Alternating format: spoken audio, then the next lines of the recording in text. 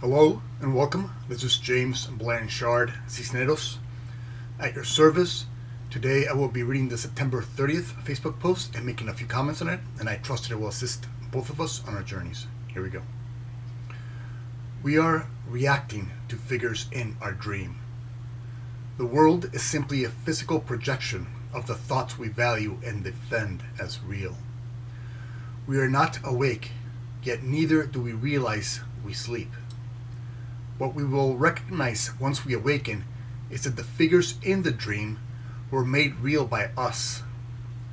What we experienced in the dream as real were simply mental projections of the beliefs we hold about ourselves.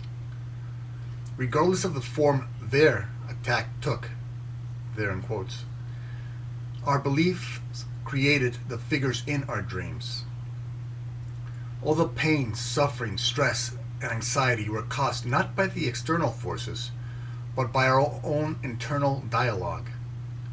Once we see that these figures are interpreted through the value system we support, we will stop blaming, quote unquote, them for how they, quote unquote, make us feel, and start taking personal responsibility for how we interact with our own thoughts.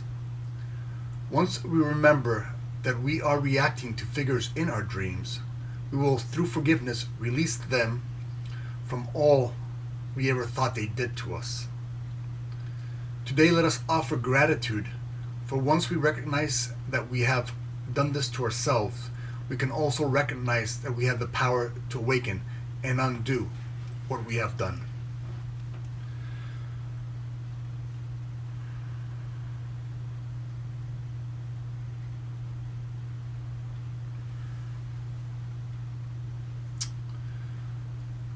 Today, let us realize how much power we have over the world we see. In fact, the world we see is the world we create. I remember I was writing this post, and as the universe would have it be, I had this dream. And in this dream, I was arguing with my cousins, two of my cousins, and it was a bad argument. And I never really argue against anybody in my dreams, but for some reason this was not a good argument, and I recognized who I was arguing against. And there came a point in time where I just felt so heavy and saddened by the vibration of the whole thing that I just chose to forgive inside the dream. I chose to forgive my cousins, and then I chose to forgive myself for the interaction, how the interaction was expressing itself. And when I did, there was immediate peace and tranquility and light. And it was a shift of one moment. And all of a sudden I was in paradise, so to speak. And so you see, when I was arguing with my cousins, they weren't really there. It was a dream. But I had projected them onto this dream. And so what I, at first, when I was asleep in my dream, saw as separate from myself, I was attacking them and they were attacking me. But when I awakened within the dream, I saw that my cousins were simply a projection of my own mind, and that I was defending myself against illusions that I, in that moment, believed were real. And so when I chose to let go of those illusions and awaken within the dream, I found peace. And equally so in our lives, we've been taught by and programmed by the ego to look outside, that the outside world has power over us. And so we feel attacked by these 7+ billion people, and on the other hand we think, well, we must resolve our issues with these 7+ billion people to have true peace. When in fact, if you resolve the issues within yourself, if you choose to deal with illusions through the truth, if you choose to deal with anger through forgiveness. You are released from the illusion. Regardless who is there, regardless how many people are there, regardless how many ways the ego has painted arguments, it is all released when you awaken to yourself, and that you are creating this situation within your mind, even in the awakened state, so to speak. Even when we're arguing with somebody else, we're not arguing with someone else, with somebody outside of us, because we are all in truth one. So we're simply accepting whatever projections they're offering us as true. But because we are all one, because we're all love, anytime we see in others something other than love, we're simply projecting the past into the present moment, and thus covering over the present moment. And when we cover over the present moment, we're not seeing what's really there, what's really happening.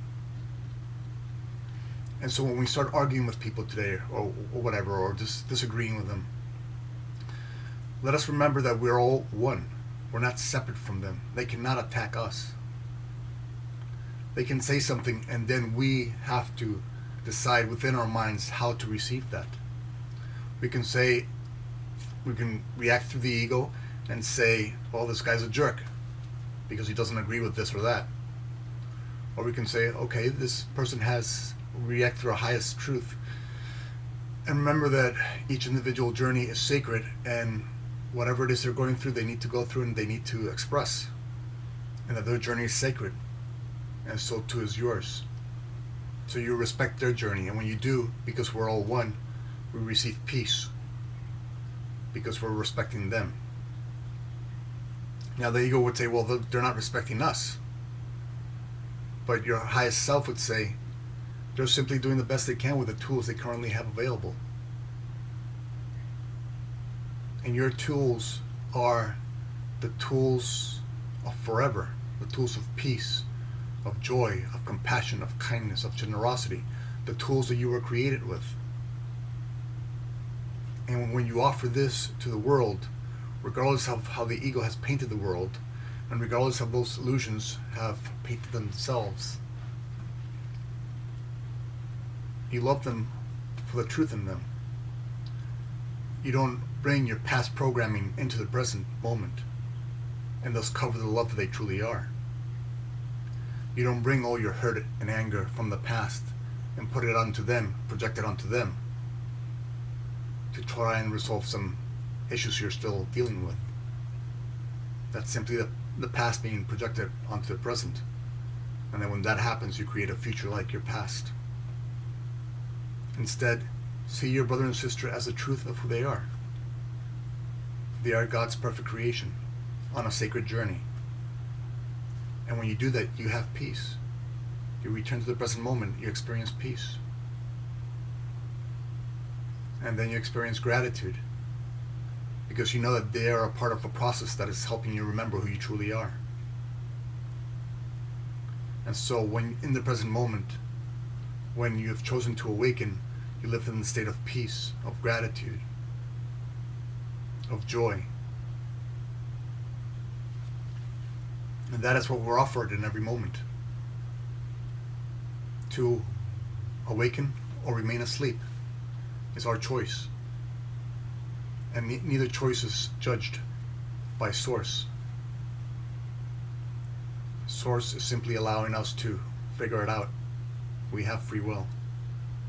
We can hit our heads against the wall as many times as we need to figure out that does not make any sense.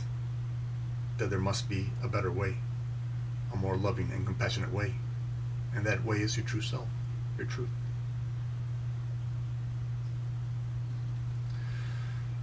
Thank you very much for joining me today. Thank you for your time. I love you very much. If you would be so kind as to like, comment, or share the video, it would help with the listening process, and it might help somebody find this video someday who can use this information. If you'd like to leave me a question, I will be delighted to try and offer a response. And if you can please subscribe to my YouTube videos, I would love to have you in this community. Again, thank you for your time. I love you very much, and God willing, we'll see each other tomorrow.